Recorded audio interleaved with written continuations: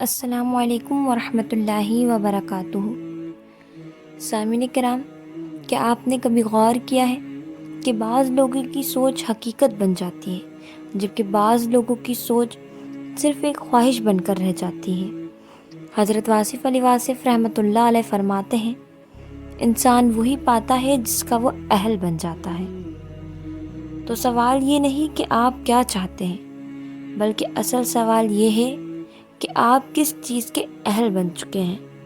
آج ہم جانیں گے کہ حضرت واصف علی واصف رحمۃ اللہ علیہ کی بصیرت کی روشنی میں سوچ کیسے حقیقت بنتی ہے اور کیوں ہر سوچ پوری نہیں ہوتی۔ سامعین کرام، سب سے پہلے سوچ اور تقدیر کے تعلق کو سمجھیے۔ عام انسان سمجھتا ہے کہ تقدیر باہر سے آتی ہے، لیکن حضرت واصف علی واصف رحمۃ اللہ علیہ فرماتے ہیں کہ تقدیر باہر سے نہیں، اندر سے بدلتی ہے۔ آپ کے سوچ آپ کے یقین کو جنم دیتی ہے، یقین پھر عمل بنتا ہے، عمل عادت میں بدل جاتا ہے اور عادت آخرکار تقدیر بن جاتی ہے۔ اس لیے ہر سوچ فوراً پوری نہیں ہوتی۔ ایسا نہیں کہ انسان جو سوچے وہی ہو جائے، کیونکہ ہر سوچ کے پیچھے وہ یقین موجود نہیں ہوتا جو کائنات کو ہلا دے۔ اب سوال یہ پیدا ہوتا ہے کہ ہر سوچ حقیقت کیوں نہیں بنتی؟ ہم سب چاہتے ہیں کہ جو سوچے وہی ہو جائے، لیکن حضرت واصف علی واصف رحمۃ اللہ علیہ فرماتے ہیں، جو زبان کہے اور دل نہ مانے وہ دعا نہیں، صرف الفاظ ہیں۔ سامعین کرام، ہم چاہتے تو بہت کچھ ہے، مگر دل ڈرتا ہے، نیت کمزور ہوتی ہے، یقین ادھورا ہوتا ہے، اس لیے ہماری سوچ طاقتور نہیں بن پاتی۔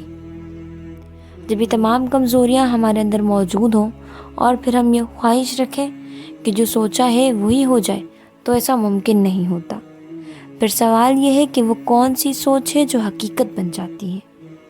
حضرت واصف علی واصف رحمۃ اللہ علیہ کی بصیرت کے مطابق وہی سوچ پوری ہوتی ہے جو خالص ہو، اللہ پر چھوڑ دی گئی ہو اور انا سے پاک ہو۔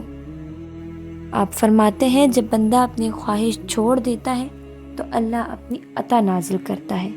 سبحان اللہ، یعنی جب آپ اصرار چھوڑ دیتے ہیں تب آپ کی سوچ میں اثر پیدا ہوتا ہے اور وہی سوچ حقیقت بن جاتی ہے۔ جب آپ اپنی خواہشات کو اللہ رب العزت کے سپرد کرنا سیکھ جاتے ہیں، اس پر کامل بھروسہ کرنا سیکھ جاتے ہیں، تو پھر اللہ تعالیٰ بہتر فیصلہ فرماتا ہے اور اکثر وہی عطا کرتا ہے جو آپ کے حق میں بہتر ہوتا ہے۔ اب آئیں خاموش یقین کی طاقت کو سمجھتے ہیں۔ حضرت واصف علی واصف رحمۃ اللہ علیہ کا ایک نہایت اہم اور گہرا نقطہ ہے۔ آپ فرماتے ہیں، خاموش یقین سب سے بڑی عبادت ہے۔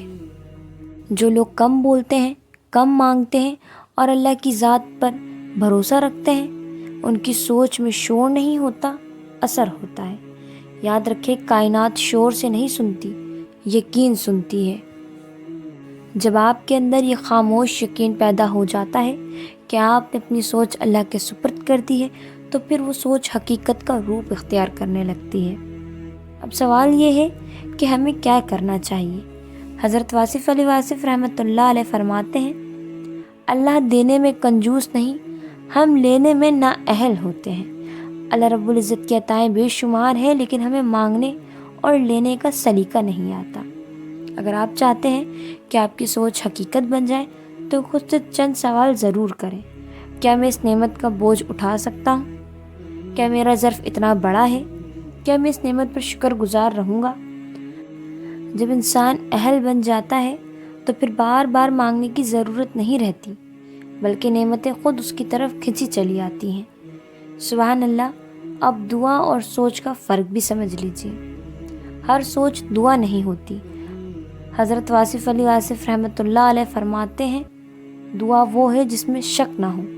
اگر سوچ کے ساتھ یہ خیال آئے کہ پتہ نہیں ہوگا یا نہیں، دوسروں کے ساتھ تو ہو گیا، میرے ساتھ کب ہوگا، شاید میرے نصیب میں نہ ہو، تو پھر یہ یقین نہیں بلکہ وسوسہ ہے۔ یاد رکھیں، یقین میں سکون ہوتا ہے، بے چینی نہیں۔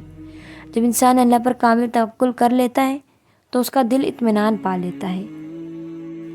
سامعین کرام، اگر آپ چاہتے ہیں کہ آپ کی سوچ حقیقت بن جائے تو اپنی زندگی میں یہ 3 باتیں اپنا لیجئے۔ پہلی بات، سوچ کم، یقین اور بھروسہ زیادہ۔ دوسری بات مانگنا کم شکر زیادہ، تیسری بات بولنا کم اور اللہ کی ذات پر توکل زیادہ۔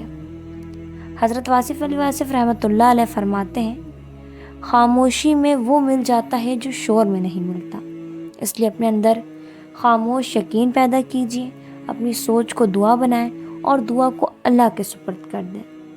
یاد رکھیں ہر سوچ حقیقت نہیں بنتی، مگر ہر حقیقت پہلے ایک سوچ ہی ہوتی ہے۔ جب سوچ یقین بن جائے اور یقین اللہ پر چھوڑ دیا جائے تو پھر سوچ نہیں فیصلہ پورا ہوتا ہے۔ اللہ تعالیٰ جب چاہتا ہے اپنے بندے کے لیے وہ راستے کھول دیتا ہے جن کا انسان نے کبھی تصور بھی نہیں کیا ہوتا۔ اللہ رب العزت سے دعا ہے کہ وہ ہمیں بھی ایسا خاموش یقین، ایسا خالص توکل اور ایسی پاکیزہ سوچ عطا فرمائے جو اس کی رضا کے مطابق ہو اور جسے وہ اپنی رحمت سے حقیقت میں بدل دے۔ آمین یا رب العالمین۔ والسلام علیکم ورحمۃ اللہ وبرکاتہ۔